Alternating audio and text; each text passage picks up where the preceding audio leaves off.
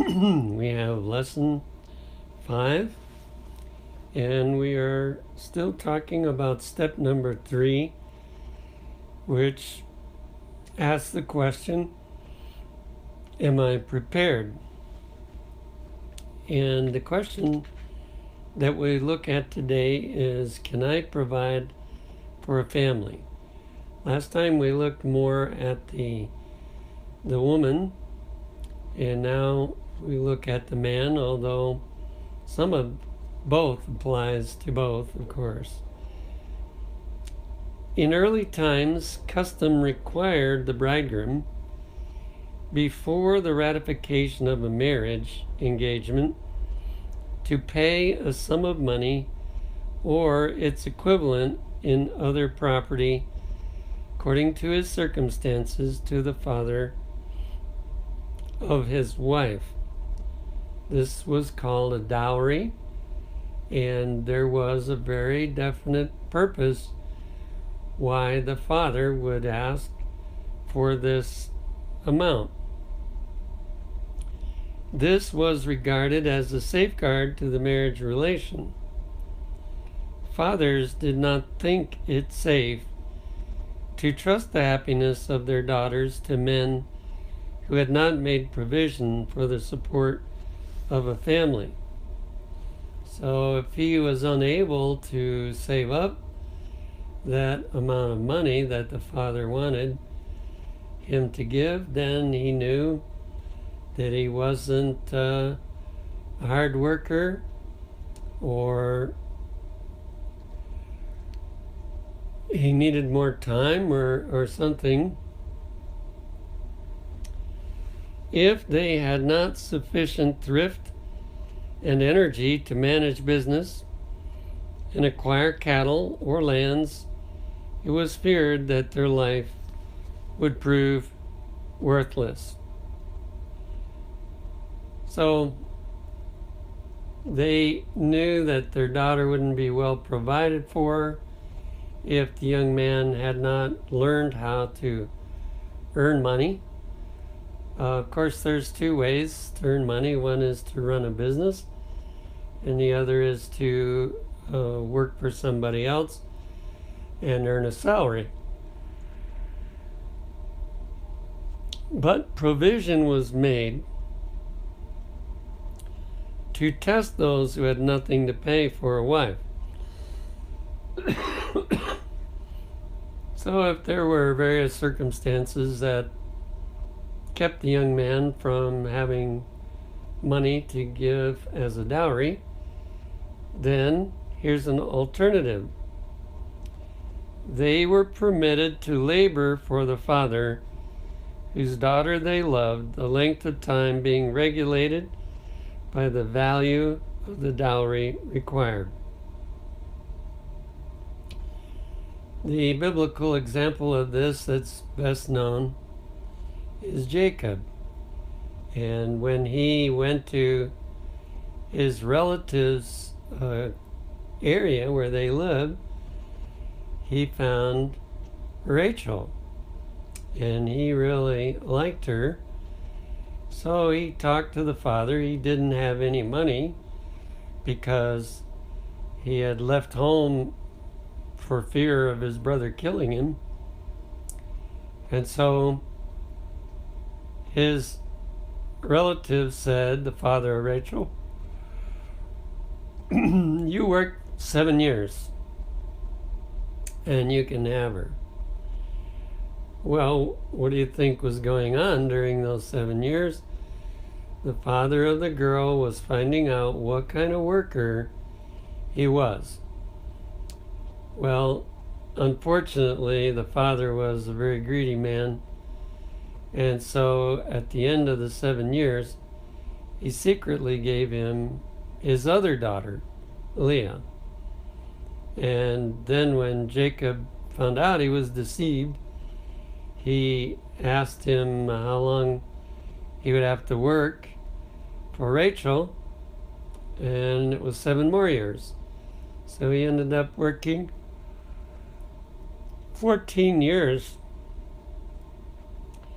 for the wife that he really wanted.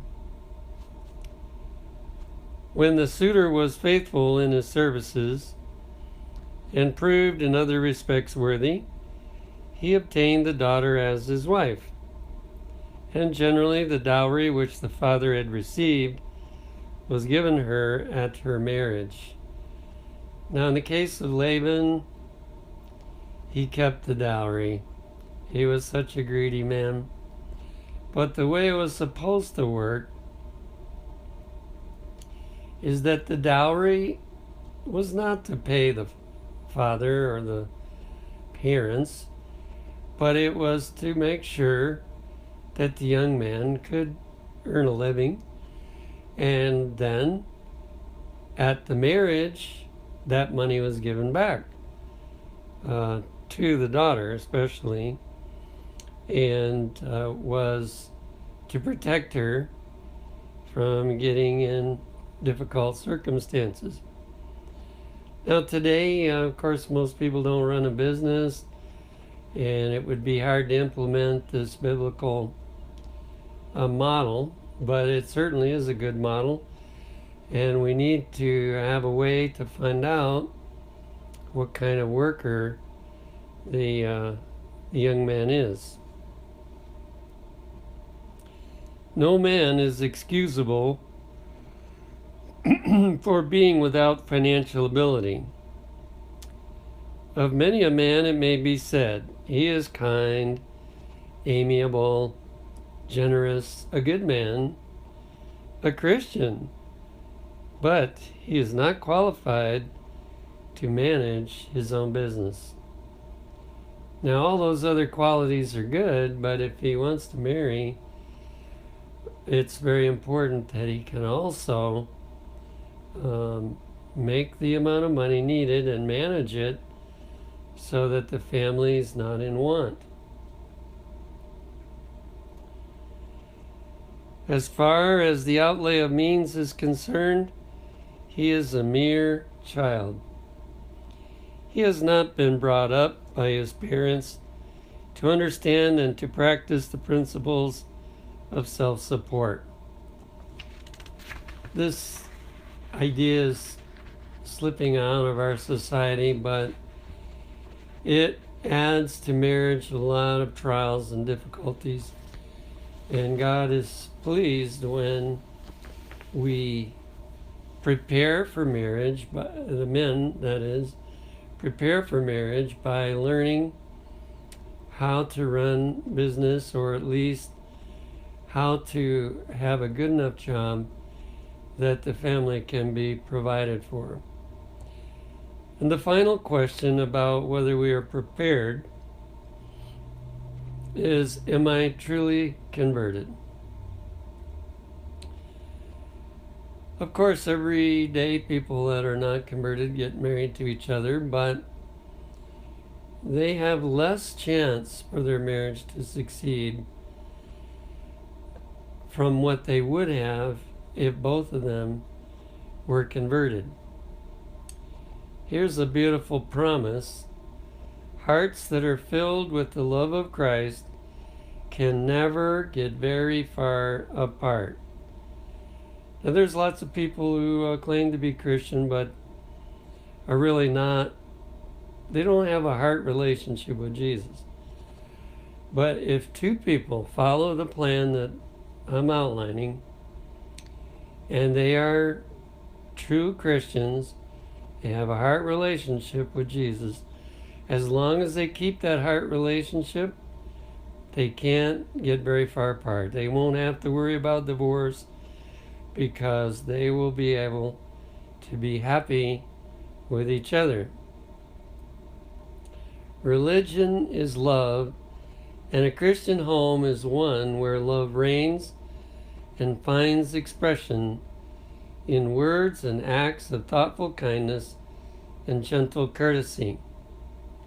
That's really what keeps love warm in the home when both parties are constantly thoughtful of each other, they're constantly kind, courteous, they treat each other so nice that why would they want to part? They are happy together. And this primarily happens because we are connected with Christ. Both of you need to be converted.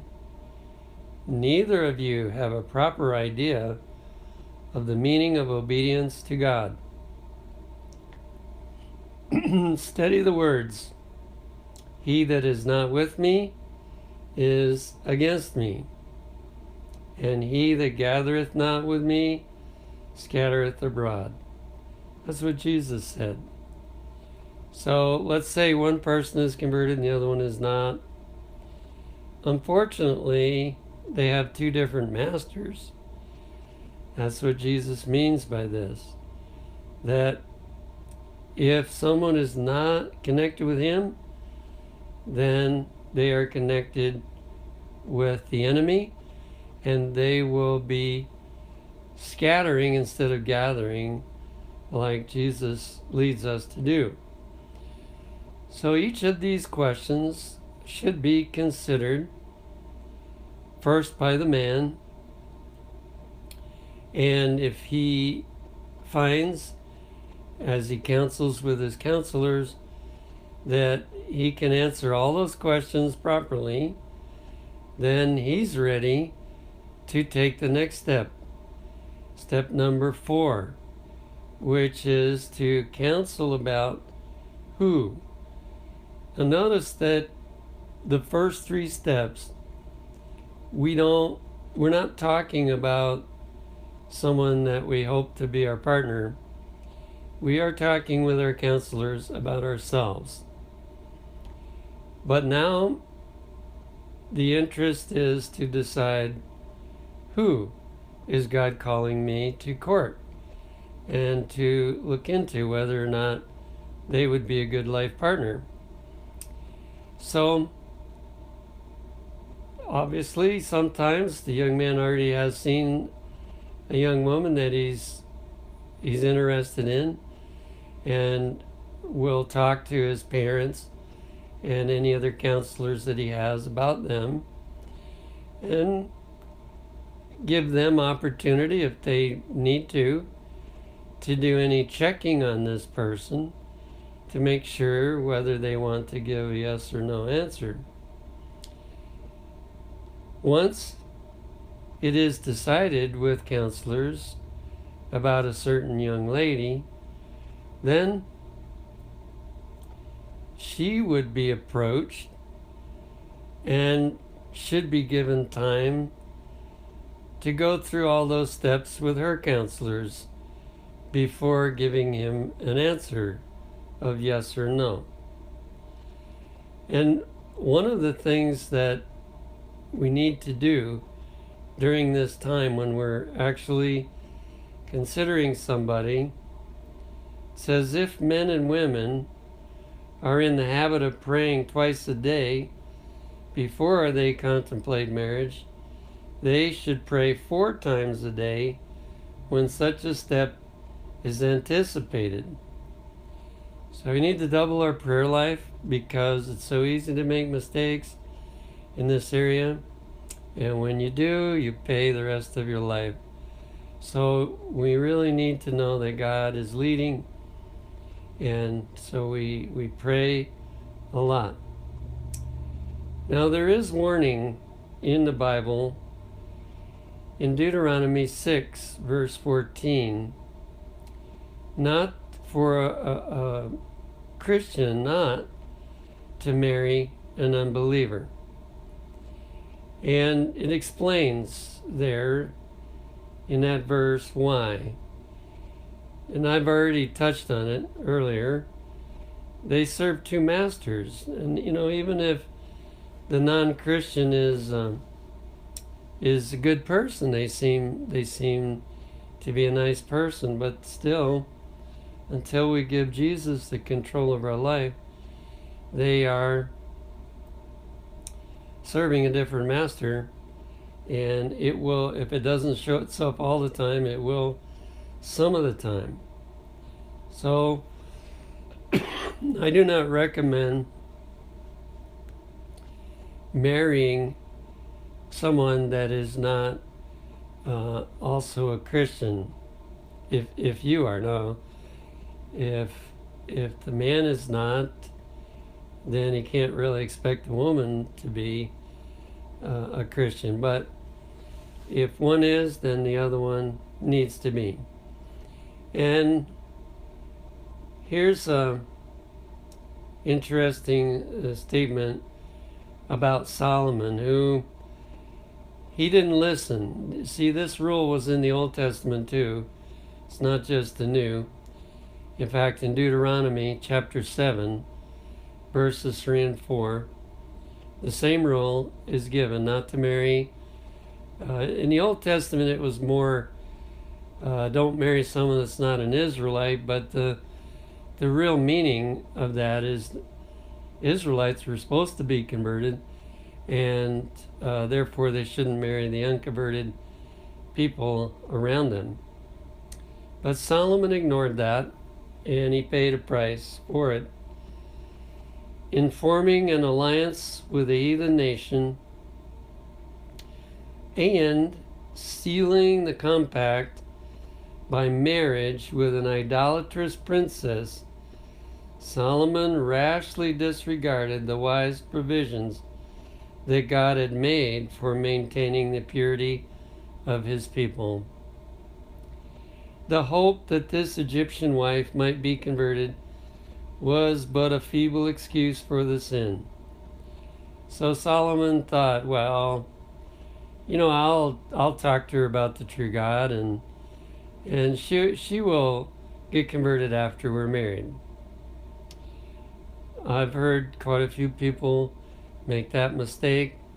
Sometimes because the other person wants to win the Christian, they may even become a Christian during the courtship, but there are times when I've seen them go back out after the marriage. Once they got the person they wanted, they drifted back out. So it's not really best for someone to make the decision to be a Christian while courtship is taking place. Let them make that decision before time without any kind of promise that we would be interested in them. For a time, God, in his compassionate mercy, overruled this terrible mistake. Solomon's wife was converted, and the king, by a wise course, might have done much to check the evil forces that his imprudence had set in operation. So he was fortunate this time, and she was converted. However, the Bible record shows us that he married many others, but he never converted any more other than the first one. So actually, what happened on the first one was his downfall, because he thought, well, I converted her so I can convert the rest, but it wasn't possible. So we need to also make clear who is an unbeliever. If two people are both going to church, whatever church that might be, doesn't matter, but if both of them go to church, but one of them is converted and the other one is not, then the unconverted one is still an unbeliever in the purpose of marriage, because we really need to be connected with Jesus in order to hope for a chance to have a happy marriage. Many make the mistake of thinking, well, anyone that goes to my church or my denomination is safe, but they're not. And churches are torn apart by so many unconverted people, so many problems, and marriages as well. So You want to have the assurance before making the decision to court someone that you have evidence that they are a converted person.